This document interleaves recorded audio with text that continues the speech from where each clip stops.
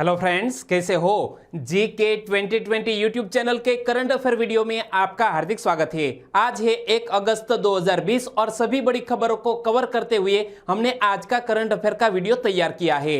और यहां मैं आपके सामने सिर्फ क्वेश्चन ही नहीं रख रहा हूं दोस्तों, लेकिन जो मोस्ट इंपोर्टेंट फैक्ट है वो भी मैं आपके सामने रखूंगा।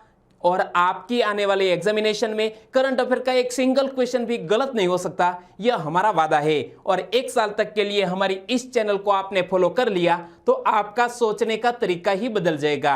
और आज के वीडियो के क्वेश्चन की पीडीएफ फाइल नीचे डिस्क्रिप्शन में लिंक मिल जाएगी, वहां से आप डाउनलोड कर सकते हैं, पढ़ सकते हैं। तो चलिए स्टार्ट करते हैं पहले क्वेश्चन से।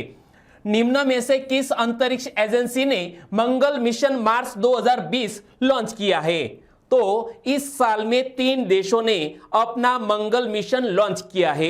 एक है चीन, दूसरा है यूएई यानी कि संयुक्त अरब अमीरात, और हाल ही में तीसरा देश बन गया है अमेरिका। और अमेरिका की अंतरिक्ष एजेंसी का नाम है नासा।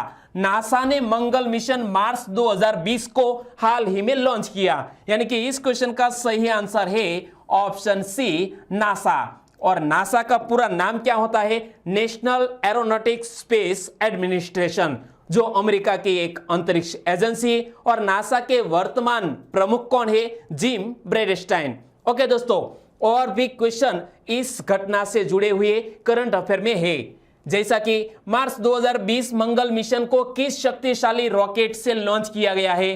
तो इस शक्तिशाली रॉकेट जिसका नाम है एटलस वे यानी कि एटलस 5 नामक इस रॉकेट के जरिए मार्स 2020 को लॉन्च किया गया। और कहां से लॉन्च किया गया वो भी एक क्वेश्चन बनता है।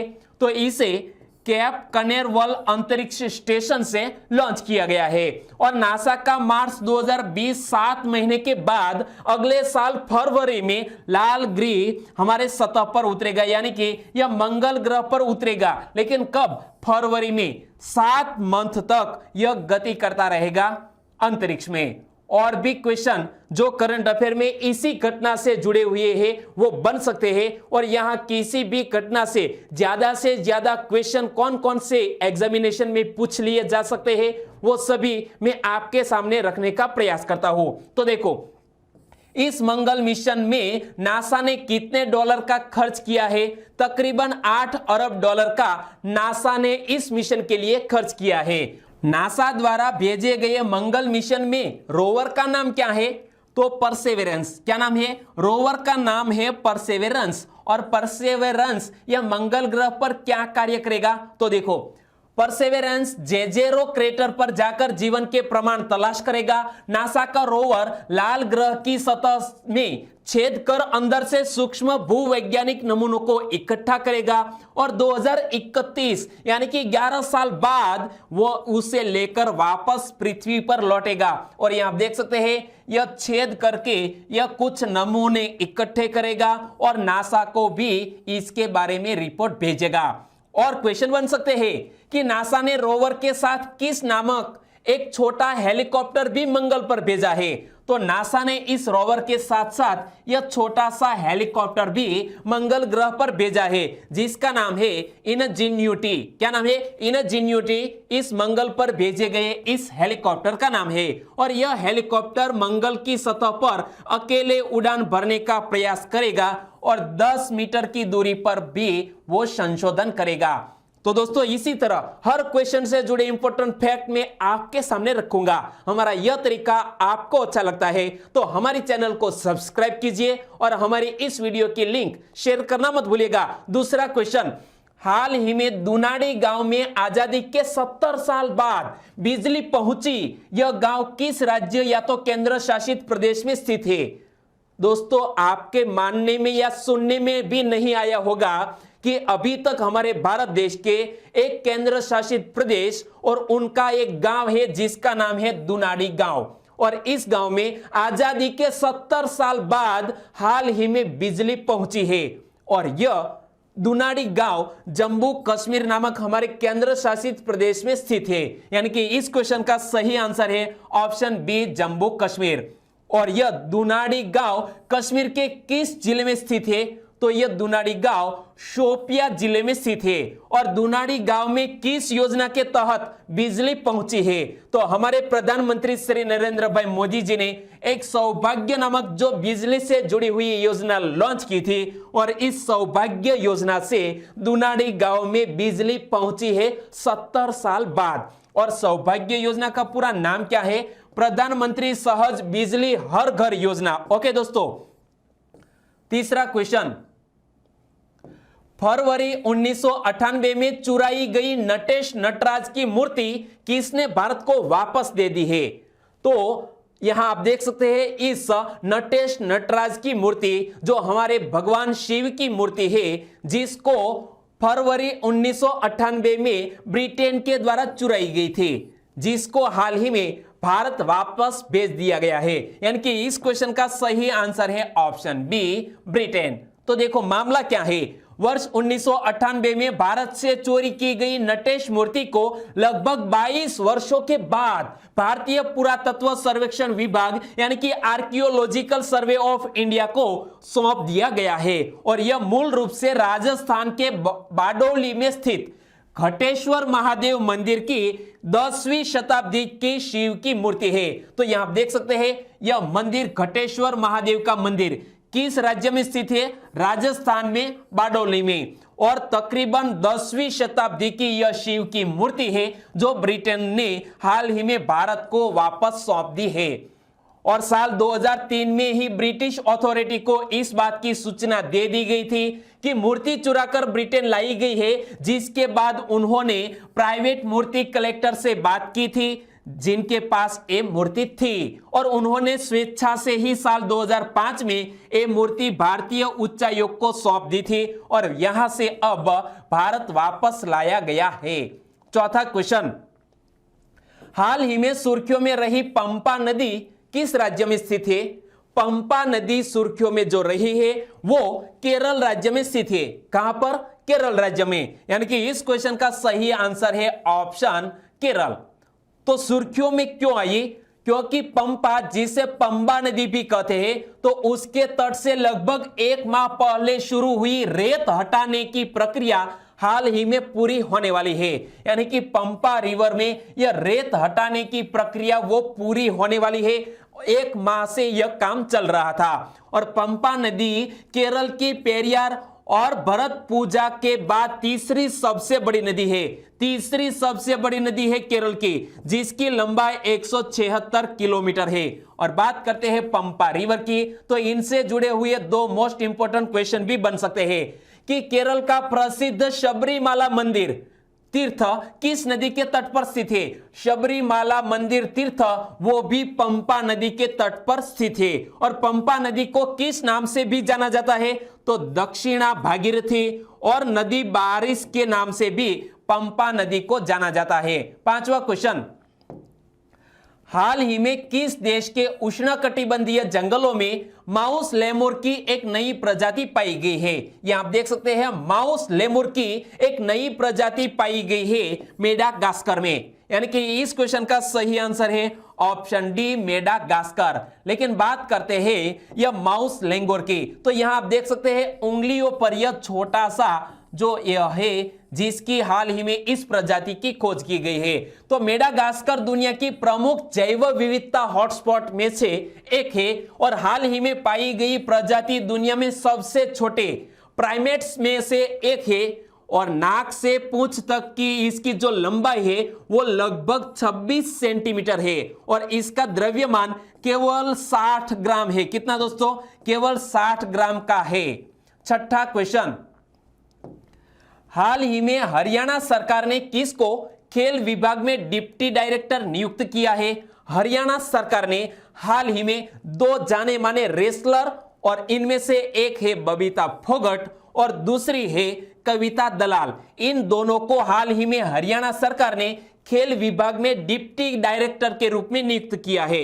यानी कि इस क्वेश्चन का सही आंसर है ऑप्शन डी, बी और सी दोनों। लेकिन सबसे पहले बात करते हैं बबीता फोगट की। तो बबीता फोगट ने कॉमनवेल्थ गेम 2014 में गोल्ड मेडल जीता था। बबीता फोगट ने 2010 और 2018 कॉमनवेल्थ गेम्स में सिल्वर मेडल पर कब्जा जमाया था और बबीता फोगट ने पिछले साल ही भारतीय जनता पार्टी ज्वाइन की थी और इसीलिए उन्हें यह पद पर हाल ही में नियुक्त किया है। और दूसरी जो महिला रेसलर है इसका नाम है कविता दलाल और यहां आप देख सकते हैं कविता दलाल हमारे भारत की एक ऐसी रेसलर जो WWE में भी अपना काफी अच्छा प्रदर्शन कर रही है और यहां आप देख सकते हैं। तो देखो वह भारतीय पेशेवर पहलवान है जो वर्ल्ड रेसलिंग एंटरटेनमेंट में जाने वाली भारत की पहली भारतीय रेसलर है और कविता दलाल का रिंग नेम कविता देवी है, यानी कि जब भी वो रिंग में उतरती है तो इनका नाम हो जाता है कविता देवी। और यहां कविता देवी की बात करते हैं तो कविता देवी किसकी शिष्या है? तो देखो हरियाणा के जींद जिले की रहने वाली रेसलर यह कविता दलाल द ग्रेट खली की चेली है। द ग्रेट खली की चेली है यह कविता दलाल और उन्हें हाल ही में हरियाणा सरकार ने एक महत्वपूर्ण पद पर नामित किया है। 7वां क्वेश्चन, हाल ही में अशोक मुस्तफी का निधन हो गया, वे किस खेल के प्रख्यात कोच थे? अशोक मुस्तफी जो यहां आप इमेज में देख सकते हैं जिसका हाल ही में निधन हो गया है वो एक क्रिकेट के बहुत ही जाने माने कोच थे, यानी कि इस क्वेश्चन का सही आंसर है ऑप्शन ए क्रिकेट के कोच। लेकिन हमारे किस प्लेयर के वो बचपन के कोच थे? तो यहां आप देख सकते हैं सौरव गांगुली के बचपन के कोच थे यह अशोक जी।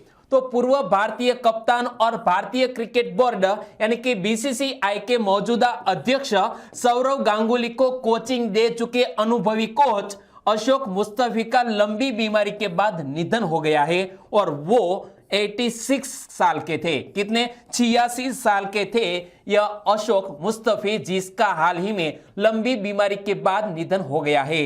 और अस्पताल में अपनी खबर अंतर पूछने के लिए भी सौरव गांगुली वहां पर गए थे और जो भी खर्चा था वो भी उठाने के लिए यह जिम्मेवारी ली थी सौरव गांगुली जी ने। तो अशोक मुस्तफी प्रख्यात दुखीराम क्रिकेट कोचिंग सेंटर के कोच थे और इसने गांगुली सहित 1 दर्जन से भी अधिक रणजी क्रिकेटर को ट्रेन किया है और जिसका हाल ही में निधन हो गया है। तो आप अशोक मुस्तफी का नाम मत भूलिएगा। Okay, 8वां question, Uttar Pradesh Sunni central वक्फ बोर्ड ने मस्जिद के लिए किस गांव में आवंटित 5 एकड़ भूमि को स्वीकार किया है?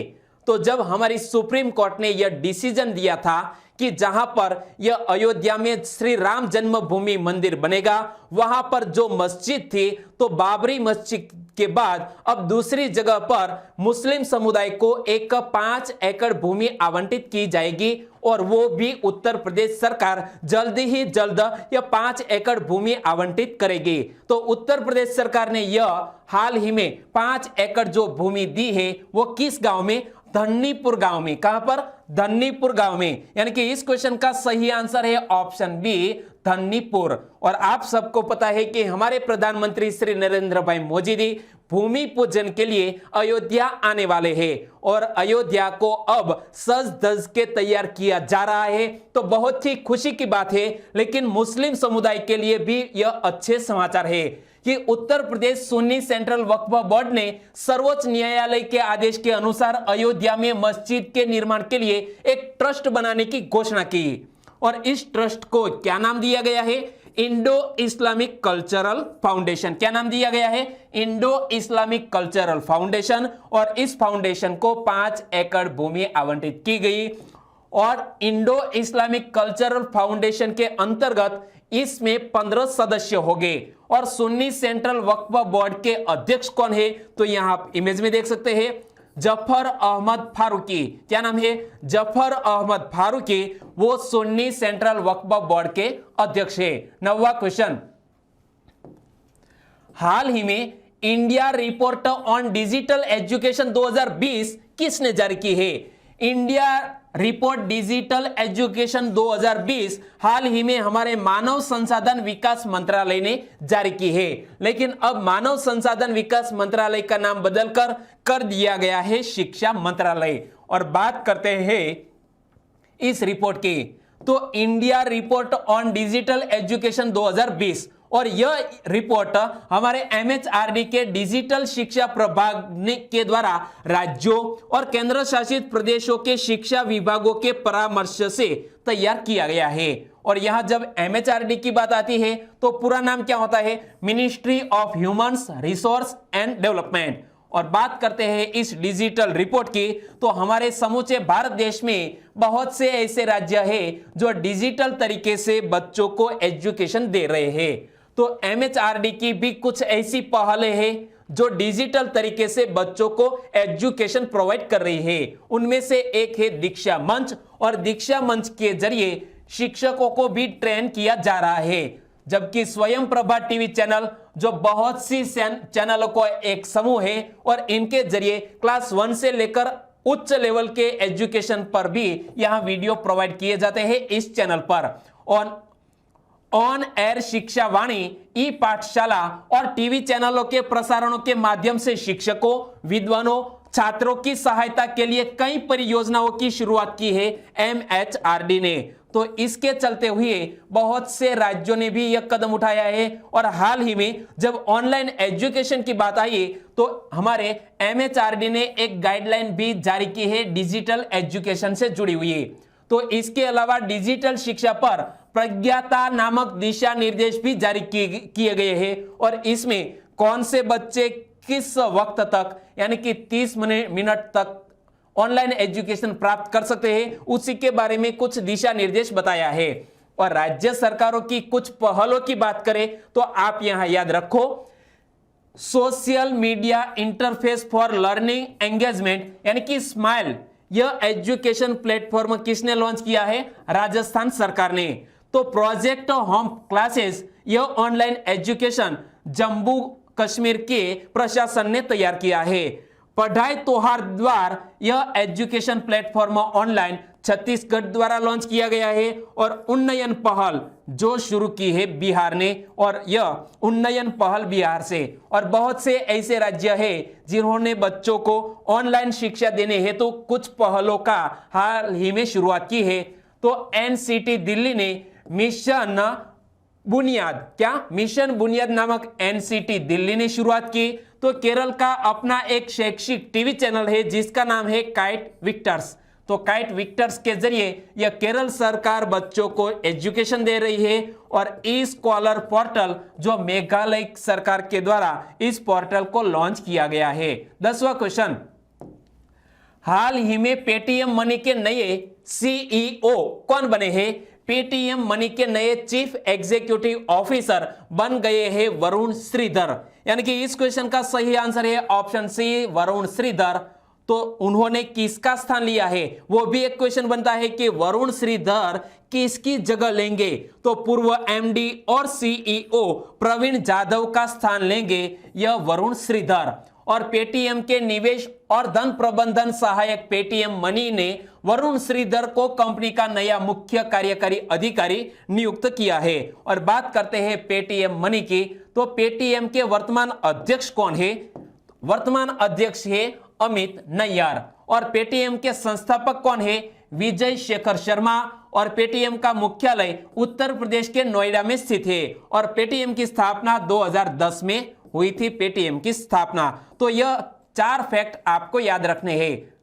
11वां क्वेश्चन, 30 जुलाई को निम्न में से किस दिवस के रूप में मनाया जाता है?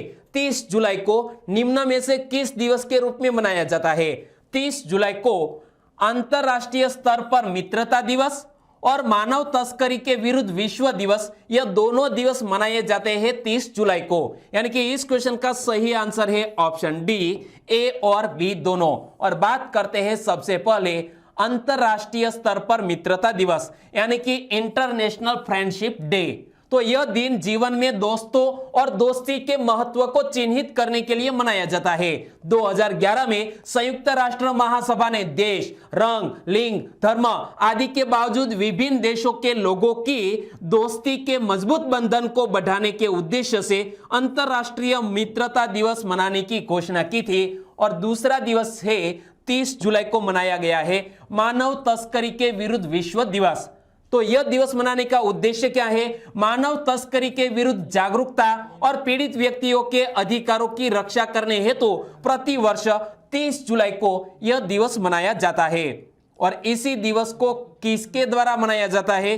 तो UNODC के द्वारा मनाया जाता है। इसका पूरा नाम क्या होता है? United Nations office on drugs and crimes. तो देखो, इस वर्ष UNODC यानी कि United Nations office on drugs and crimes द्वारा मानव तस्करी के विरुद्ध विश्व दिवस मनाया गया। तो इस साल की थीम क्या रखी गई है? Committed to the cause working on the front line to end human trafficking, जो इस साल की थीम रखी गई है। 12वां क्वेश्चन, संयुक्त राष्ट्र महासचिव एंटोनियो गुटेरेस ने किसको अपने नए सलाहकार के समूह में शामिल किया है?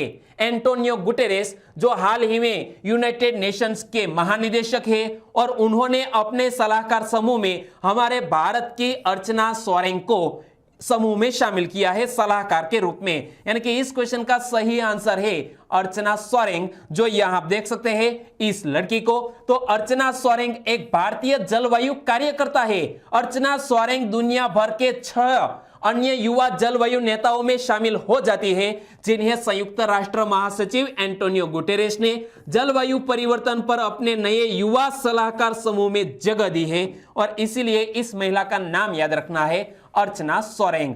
और अर्चना को वकालत और अनुसंधान का भी अनुभव है और वह स्वदेशी समुदायों के पारंपरिक ज्ञान और सांस्कृतिक प्रथाओं को दस्तावेज, संरक्षित और बढ़ावा देने के लिए काम कर रही है, जिसको हाल ही में एक युवा सलाहकार के रूप में नियुक्त किया है एंटोनियो गुटेरेस ने।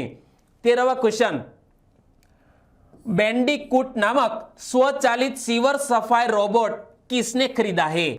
बैंडिकूट नामक एक स्वचालित सीवर सफाई रोबोट है और इसको खरीदा है हाल ही में गुवाहाटी नगर पालिका ने। यानी कि इस क्वेश्चन का सही आंसर है गुवाहाटी नगर पालिका। और यह रोबोट यहां आप इमेज में देख सकते हैं। तो सीवेज ट्रीटमेंट यानी कि इसे क्लीन करने के लिए इस बैंडिकूट का यूज किया जाता है। तो बैंडिकूट रोबोट भी दुनिया में अपनी तरह का पहला रोबोट है, जिसको मेड इन इंडिया पहल के तहत जेन रोबोटिक्स नामक एक स्टार्टअप इंडिया कंपनी द्वारा विकसित किया गया था। और गुरुग्राम और कोयम्बटूर के बाद मैन होलों को साफ करने के लिए इस नवीन तकनीक की खरीद करने वाला गुवाहाटी पूरे देश में तीसरा शहर बन गया है और पूर्वोत्तर राज्यों में पहला गुवाहाटी शहर बन गया है। और अब बात करते हैं दोस्तों लास्ट वीडियो के क्वेश्चन के। तो लास्ट वीडियो में मैंने आपसे क्वेश्चन पूछा था कि राफेल लड़ाकू विमानों को आधिकारिक तौर पर कहां शामिल किया जाएगा? इसे शामिल किया गया है हरियाणा के अंबाला एयरबेस पर वायुसेना के बेड़े में। यानी कि इस क्वेश्चन का सही आंसर था ऑप्शन ए। और इस क्वेश्चन के सही आंसर देने वाले हमारे बहुत ही सब्सक्राइबर फ्रेंड है, वो है प्रियंक चौधरी, वो है सूरत से, सौंदरवा अशोक आपका आंसर सही है, वनकर नितिन कुमार अहमदाबाद से, जयेश वहोनिया उन्होंने भी इस क्वेश्चन का पहली बार सही आंसर भेजा है और वो हमारी चैनल के साथ जुड़ चुके हैं। तो जयेश जी आपका भी हमारी चैनल में स्वागत है। हेमराज माली पिछले लगातार 3 दिनों से इस क्वेश्चन का सही आंसर भेज रहे हैं, आपको भी बहुत बहुत धन्यवाद। और दिल्ली से जिज्ञासा गोयल, चुडासमा मोहन, राजकुमार गोंड यूपी से, सुरेश शियाल और डाभी हार्दिक जूनागढ़ से, सभी दोस्तों ने इस क्वेश्चन का सही आंसर दिया। हमारे और भी सब्सक्राइबर फ्रेंड है, वो है कन्हैयालाल, शैलेश कुमार तबियाड़, राठौड़ अंजलि, वो भी पहली बार हमारे साथ इस करंट अफेयर में जुड़ चुके हैं। तो वैष्णव सिन्हा उन्होंने भी इस क्वेश्चन का सही आंसर दिया, निखिल चोटलिया और चेतन वाघ, आप सभी दोस्तों का आंसर सही है। और लगातार डिटेल में आंसर बता रही है शिवानी रानी कश्यप, उन्होंने भी इस क्वेश्चन का सही आंसर दिया। सभी दोस्तों को सही आंसर देने के लिए बहुत बहुत धन्यवाद। और आज की वीडियो का क्वेश्चन ये रहा स्क्रीन पर, हाल ही में सुर्खियों में रहे ब्लू पॉपी के संदर्भ में कौन सा विकल्प सही है? ब्लू पॉपी के संदर्भ में कौन सा विकल्प सही है दोस्तों? मैंने इसको इमेज के जरिए भी आपको बताया था कि आखिरकार यह ब्लू पॉपी है क्या। और यदि आपके दिमाग में इस इमेज याद है तो आप नीचे कमेंट सेक्शन में लिखिए। और दोस्तों आंसर देना मत भूलिएगा।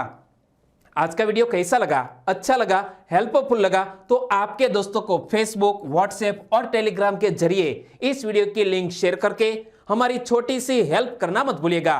फिर मिलेंगे नए करंट अफेयर के साथ, तब तक के लिए टेक केयर एंड जय हिंद।